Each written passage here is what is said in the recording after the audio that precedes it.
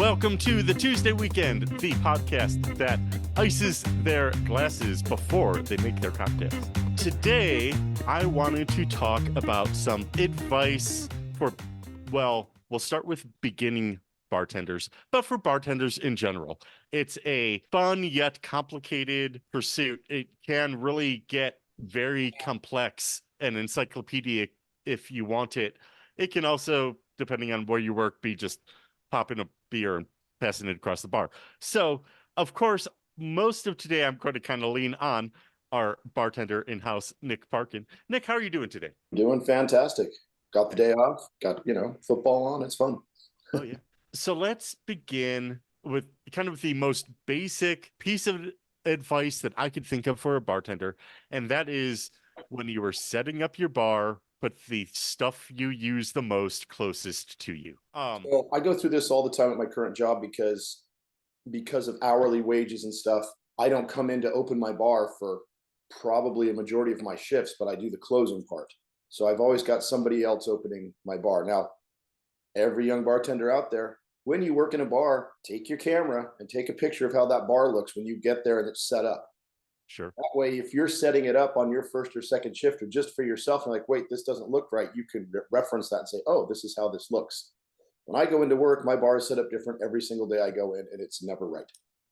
Like Josh just said, the biggest thing behind a bar to make it easiest for you is to be in a one-step bar. That means you only have to take one step to get to most everything. Sure, you're going to have to go a little farther to maybe get some glassware or maybe get a bottle, like 2 or 3 steps, but you want all the stuff to make your cocktail sitting right there in front of you. You want your fruit tray where it's comfortable and it works. You want your glassware within easy reach. You want your ice right in front of you. You're going to have your well set up in front of you. For those of you out there who don't know, a well is where you keep all the bottles of liquor. That's where they like your well liquors or like your basic ones. And then you'll keep your more popular ones there too that you use quite a bit of just because they'll be right there. Secondarily, when you're doing this setup and when you are bartending, put everything back every time you use it. Right. There's nothing worse than being on a busy bar with multiple bartenders and looking for the gray goose and seeing that there's 3 of them in front of, Josh's well down because he forgot where his was. So he grabbed mine and then forgot that he had those and grabbed the other bartenders. Exactly. That is one issue I had while doing the banquet bar is occasionally one of the servers would jump back there and start to make drinks with me. And okay, I trained them to measure the pours and get that all correct, but they would then just kind of drop the bottle wherever made sense in the moment. And it's like, no, the bottle has a spot and you are now done with it. There's no place to set it down other than where it belongs. It should be a fluid motion of you use it, you put it back. I mean, and if you see me behind a bar, and you have seen me behind a bar, a lot of times when I'm working, especially when I'm working alone, I don't even look. It's like I'm talking to you, I'm making drinks. I reach back behind me, pull the bottle that I need to make that drink, and then just put it right back again. I throw stuff over my shoulder into the trash can. I mean, you set your bar up so you know where everything is. That's really the first thing you need to learn about bartending. Is absolutely. It's huge. Well, and again, each bar, each well will be a little different. If you're at a whiskey bar, that's going to be a whole different setup. And, every bar is going to be different. Every bar is different. Bar. And, so one of the things in the ballroom that I did a lot of was quinceañeras. So I'm making a lot of margaritas. So I have those first 3 bottles in the well, what I need to make a margarita. So I could just kind of boom, boom, boom. And I don't even... I don't have to stretch for it. And then, of course, the backup for that, because I will use the backup tequila bottles before I run through all that gin on the shelf behind me. Yeah. So the backup then is right down below. So I could just, next bottle, uncap. The best bar setup I've ever worked in was at a bar called Bailiwick here in San Diego. Mm-hmm. It was a craft cocktail bar. And now in craft cocktails, you use your well liquors usually to make your craft cocktails. It's for a price point thing and stuff. If someone wants something nicer in it, that's great, but you're going to charge them more. But these wells were set up where my liquors are all right there. Everything I needed in sodas, including ginger beer, was on the gun. All my juices were right there. Now, for replacing bottles, when you get really super busy, underneath the well, lined up with how the well bottles were there, was all of the replacements. So as soon as you were empty, you could just take that bottle, pull the top off, throw it away, grab a fresh one and put it back on. Or if you have a really good bar back, and I've had more than a few in my career, they'll notice when you're pouring a drink that, hey, that bottle's about to be empty, and they will grab the other bottle and top it. And as soon as you Exactly. turn around and hold that bottle out, they just grab it and hand you a fresh one. You just keep working. Again, it's all about setup. It's to start. If you want to be efficient, you want to be good, you're going to make drinks. Everybody in a bar can usually make a drink. You need to stand out with service. You need to stand out with being accurate. You need to stand out knowing your cocktails, knowing your guests. Working in an Irish pub, if I'm teaching you how to work there, is going to be entirely different than how I'm going to teach you how to work in a nightclub or a hotel or a restaurant or a dive bar or a country bar. I mean, yeah, exactly. A sports bar, you know. Yep. Or the country club or the ski resort, or you Yes. know, they're all going to be slightly different, but the base thing, you know, pouring drinks and relating to your clientele. Yeah. You know, being personable. I have worked in some restaurants with two bartenders who are about similar ability mixing wise, but one's a curmudgeon and one's a delight to hang out with. Guess who's making more tips? Exactly. I mean, and now every bartender, and this is the second thing when I'm training someone, I tell them flat out, do not be me. Don't act like me. Don't talk like me. Don't have your mannerisms like me. I mean, one of our close friends, Glenn, always calls me Dr. Cox when I start getting behind a bar from Scrubs, just because, all right, fine. And I can be very, very caustic with guests and all that, but that's part of my charm. I mean, it does work out. I'm actually very nice to people. I'm actually very good at my service. I'm very good at what I do. However, I've just got kind of a glitch in the matrix for myself where I will treat you as you treat me. And if you step in, I'm just going to step right back to it. I'm not going to say, oh, I'm so sorry you're offended by this. I'm like, that offends you? Okay. I was going to bring that up later, but basically, yeah, I have that issue too, which is only occasionally a problem of I do reflect the energy that you bring me. You know, so if you're coming at me just sour, yeah, I'm not going to pay much attention to you. Yeah.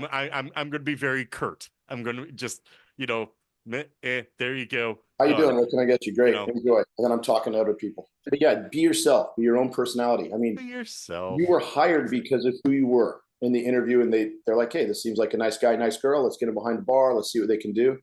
And that brings us to our beginning bar starting. Did you get hired there to bartend, or are you already working there and being brought up to bartend? Sure. There is a different skill set you begin with if you've been a server for a while. Yes. And you're starting here, or if you've been a bar back for a while, because then at least you should completely understand how the bar is set up. You understand the culture, you understand where you work, you understand the clientele. Right. That's why a lot of places like to promote from within, which I have always been 100% behind. Oh, sure. One bar I ran, I literally on Sundays, we had, Sunday football, and this was a huge sports bar. So the upstairs was always packed full, and the downstairs would have anywhere from, 5 to 20 people during the day, the pool tables and stuff, people sort of watching the games.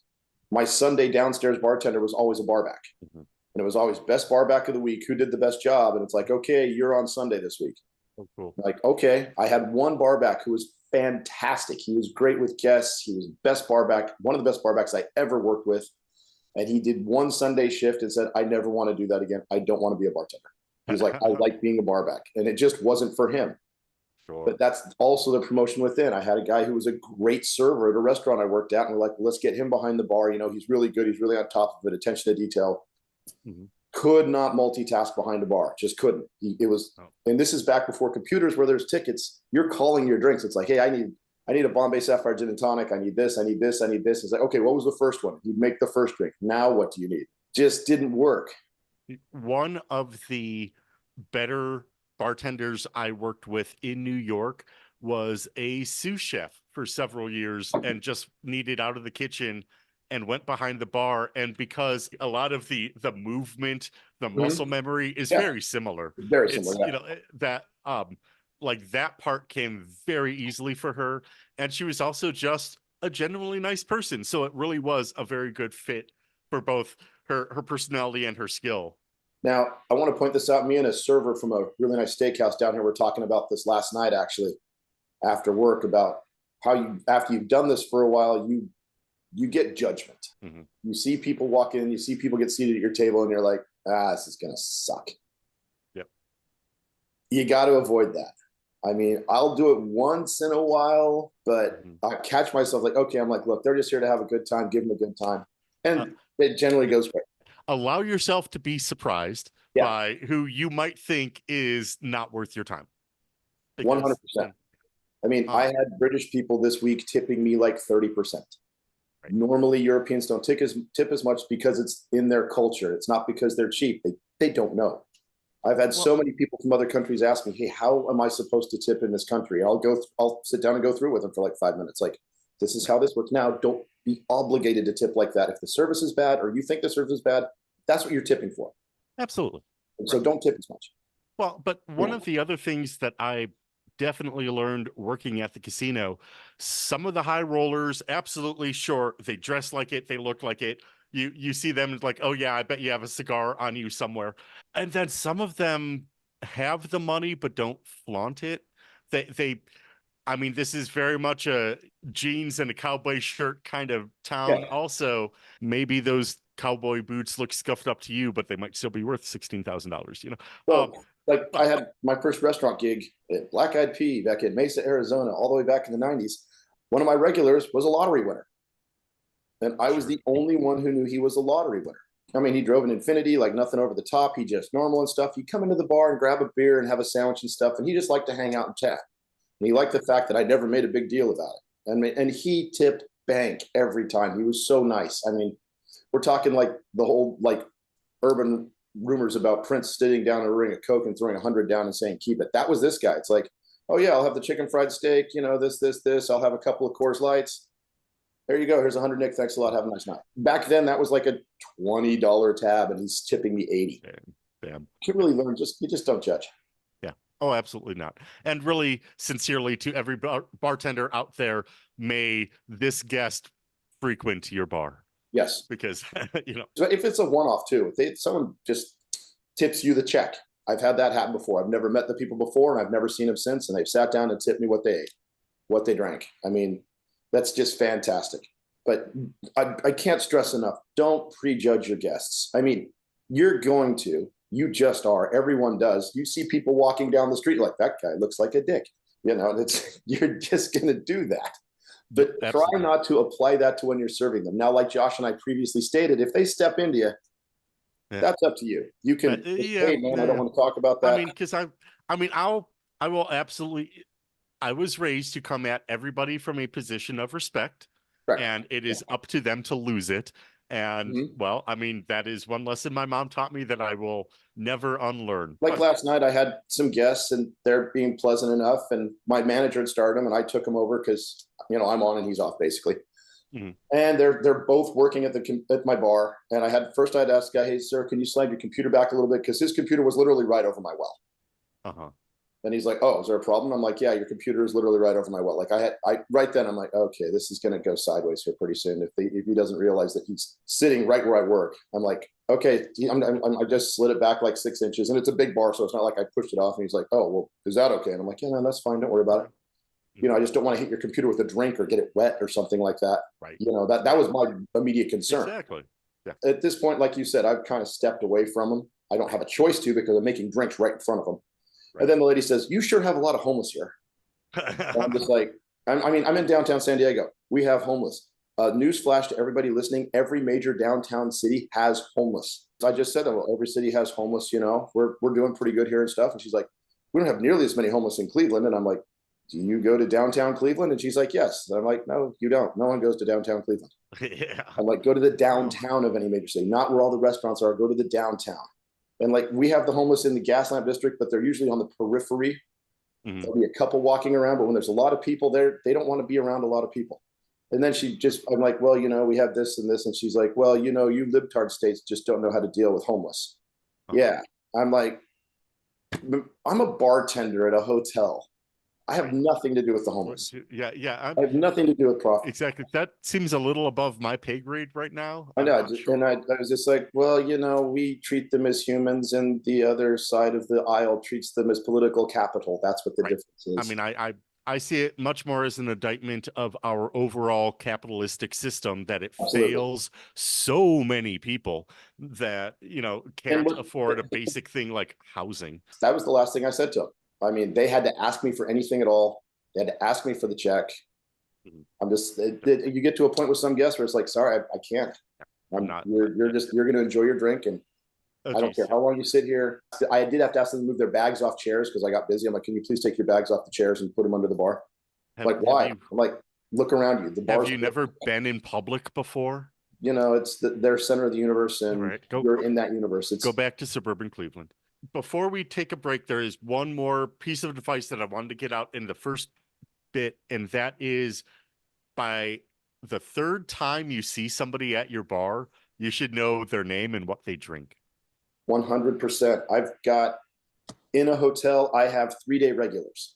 That's literally it. The convention starts Tuesday and ends Thursday. I wait on them for 3 days. That's the only time I see them until they come back to town again. We do a lot of conventions here in San Diego. So I actually do see people like 4 or 5 times a year, but I know their names. I know what they drink. That's huge. And now, if you have to choose between one or the other, be like, all right, it's the whiskey sour. Know the drink guy. Brett?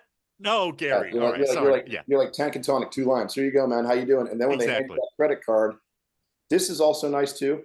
If like in the hotel, I will start with the last name, or I'll introduce, hey, what's your name? Nick. I'm Nick. You're Greg. Nice to meet you. But if they hand me the credit card and we didn't really get that far in our relationship, say they were busy on their computer or something, and I'm not going to interrupt someone while they're working. Card. Oh, hey, here you are, Mr. Flores. Thank you so much for coming in. You have a great night. Hey, Mr. Flores was great this week. He was at my bar every night after work. Have a few beers. I sent him off to some restaurants to dinner. He'd come in for a nightcap. He tipped very well. Nice guy, super polite. Last night he said, hey, thanks for a great week. I really enjoyed it. I'll be back this summer for another convention. You can make an imprint on people. These people are going to tell their friends and say, hey, I had a really good time. This guy was great. If you stay at the hotel, go see him. I've had people walk up to me, are you Nick? And I'm like, yes. Our friends were here 2 months ago and said we should stop in and see you because you make great old fashions. And I'm like, where are you from? And they're like, we're from Wisconsin. And I'm like, great. So I make them a regular old fashioned. And I'm like, if these aren't good, I can still make the Wisconsin old fashions that you guys are used to. Like, no, we're in San Diego. We want to try your style. But they were told about me by people because I made an impression on them. Yep. I always try to make a connection when I talk to people. Like, where are you from? What are you doing here? Are you enjoying yourself? I mean, you got to be prepared for anything. You might be there for work. I had an entire table in for a funeral one night. They came in, can you serve us a round of drinks? We know you're closing. And I'm like, sure, no problem. The guy, like, I get the order, and the guy walks up with his car. He's like, I'll just take care of this. I'm like, you guys doing okay? And he's like, well, actually, we're in town for my father's funeral. I'm like, gotcha. Don't worry about it. If you guys want another round, just let me know. Just signal me and I'll bring another round out. I am closing, but you guys are good as long as you want. Just be that guy or girl. Be the person they can rely on and know them. If you get to know them, you're going to make more money. You're going to have more fun. They're going to have more fun. And that's the entire idea. That's it. Okay, we're going to take our first quick break here, but we will be back with plenty more tips for bartenders.